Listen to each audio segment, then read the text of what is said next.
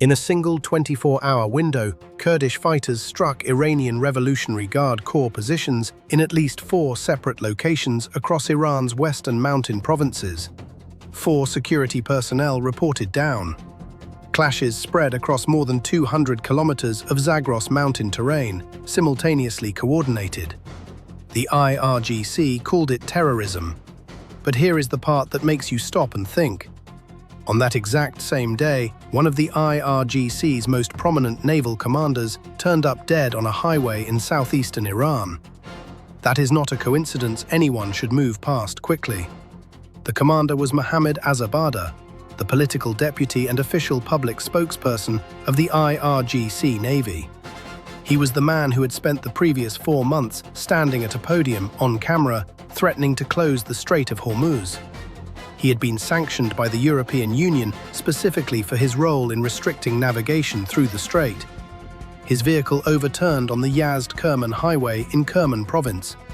Fars news agency, the IRGC's own media outlet, reported the accident. Emergency crews attended the scene. Azarbada was evacuated to a medical facility where he died from his injuries. Iranian authorities opened an investigation and told the public not to speculate. Do not speculate. Nothing to see here. Meanwhile, Iran's negotiators were sitting in Doha, Qatar, trying to hold together a nuclear agreement with a 60-day clock running. The deal on the table requires Iran to halt uranium enrichment, destroy existing enriched uranium stockpiles, accept limits on missile range, and agree to a defined arrangement for the flow of goods through Hormuz. In exchange, Iran would receive sanctions relief, unfrozen assets, and the ability to sell oil on international markets again. A memorandum of understanding had already been signed. The 60-day negotiating window was officially open. So on the same day that Iran was trying to present itself to the world as a rational negotiating state actor, its security forces were taking casualties in 4 mountain provinces, and one of its most public military faces was gone. That is the full picture that most coverage missed. To understand why those mountains matter so much, you have to go back a long way. Kurdish people make up roughly 10 to 12% of Iran's population. They have lived along that western border for over 400 years, and they have been fighting the Islamic Republic in one form or another since 1979, when Ayatollah Khomeini declared jihad against them, against his own people.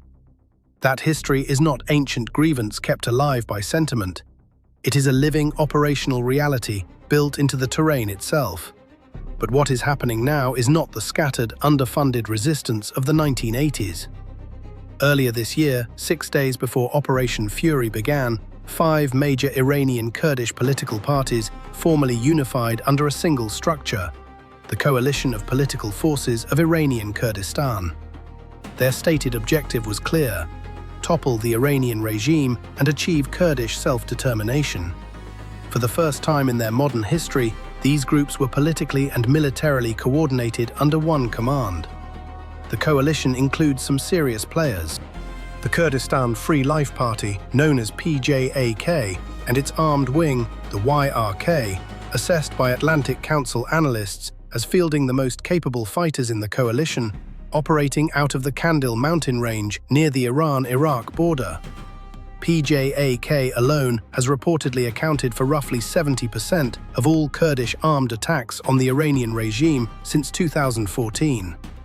Some of its fighters trained alongside US forces during the campaign against ISIS in both Iraq and Syria.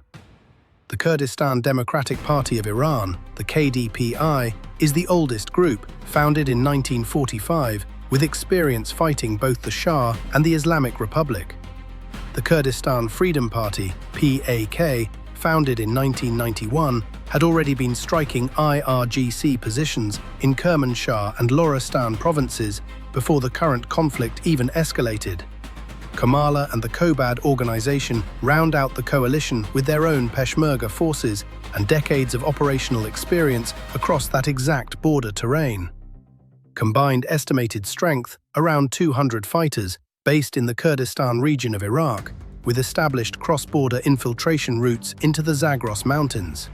These are not militia amateurs operating on unfamiliar ground. They know every ravine, every ridgeline, and every IRGC checkpoint across 200 kilometers of mountain country that the IRGC supposedly controls. Their current weapons load is light infantry, AK pattern rifles, rocket-propelled grenades, and mortars. But something has been added to that equation, and it changes the math considerably. First-person view kamikaze drones, the same sub-$500 systems that transformed the front lines in Ukraine, are now proliferating across the Middle East. A Kurdish unit operating in Zagros mountain terrain with FPV swarms and ISR drones overhead can hold ground against IRGC armored vehicles in ways that light infantry simply cannot. The mountains create natural choke points. Intelligence, surveillance, and reconnaissance capability gives you the high ground without having to physically climb it. Loitering munitions in the Switchblade class have already been documented in the broader theater. When a drone costs less than a single tank shell and you are fighting in terrain where tanks are slow and exposed, the arithmetic shifts fast. The IRGC is bringing armor to a mountain fight, and the mountains are not impressed by armor.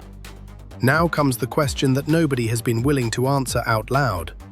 Earlier in the year, President Trump told Reuters he would be, quote, all for it if the Kurds wanted to move against Iran, and that their objective should be to win. Reuters also reported that Israel was actively backing plans for Iranian Kurdish militias to seize border areas inside Iran. A Congressional Research Service analyst noted that the opening phase of Operation Epic Fury had already done significant shaping work. US and Israeli airstrikes had hit Iranian military positions along the Iran-Iraq border, degrading command nodes, air defenses, and logistic networks that had previously constrained Kurdish activity. The Atlantic Council assessed that the groundwork had been laid for a cross-border Kurdish offensive. Then it was reportedly shut down. Regional reports claimed Turkish President Erdogan personally persuaded Trump to scrap the formal arming plan after details were allegedly leaked to Ankara by White House officials.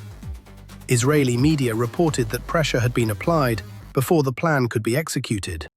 Turkey's opposition was rooted in PJAK's ties to the PKK, a group Ankara designates as a terrorist organization, and Ankara was not willing to see a Kurdish military success on its doorstep, regardless of who the target was.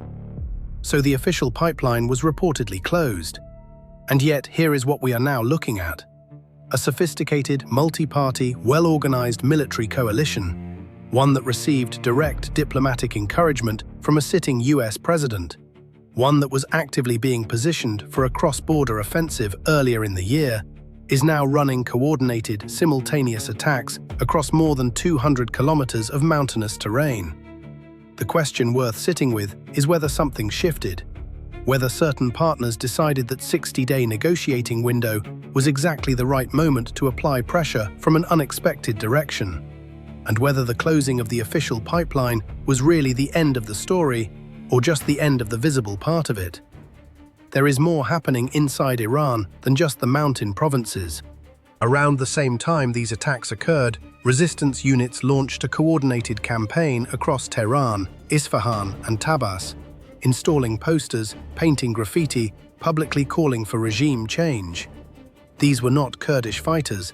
These were separate resistance cells operating in 3 major Iranian cities, running their own campaign at the same time the mountains were burning. All of this coincided with the Free Iran 2026 Global Summit held outside Paris, where the National Council of Resistance of Iran's leadership publicly described the regime as having reached what they called its last stop, and pointed to the appointment of Mojtaba Khamenei as supreme leader as a potential fracture point, with significant pressure reportedly coming from within the IRGC itself over whether that appointment signals weakness at the top. 2 simultaneous internal pressure campaigns, armed insurgency in the border provinces, resistance cells in the major cities, a senior naval commander dead under circumstances the regime will not discuss openly, and negotiators in Doha trying to hold a deal together. It is also worth noting that Iran has a documented pattern of attributing high-profile eliminations to accidents or natural causes, when acknowledging a strike or an assassination would require a mandatory escalatory public response. Calling something a car accident closes the story officially. Acknowledging it opens a very different one. Analysts who have spent time with Iran's command structure have pointed to something underneath all of this that the daily news cycle tends to miss. The IRGC has been treating the Strait of Hormuz as its primary strategic lever, what they have effectively called their nuclear weapon in the negotiation. The entire public posture, the threats, the on-camera pressure, the sanctioned commanders at podiums, has been built around maintaining that leverage. But if the regime is now bleeding in 4 directions at once, if the mountains are speaking, if cities are stirring, and if the leadership transition is generating internal friction, the question shifts from what Iran is threatening to what Iran can actually sustain. The 60-day clock is running, and the Zagros mountains appear to have their own timeline. Whether the deal holds, whether the internal pressure campaigns accelerate, whether the Kurdish coalition finds a way to receive support through channels that do not appear on any official record, whether the leadership fractures deepen before the timer runs out, those are not hypothetical questions. They are the questions that will define what this region looks like on the other side of those 60 days. And honestly, reasonable people watching the same facts can come to very different conclusions about where this goes. That tension between the deal and the mountains, between negotiation and insurgency, between the regime projecting control and the evidence that it is fraying, is exactly the kind of situation where the outcome is not obvious until it is already decided.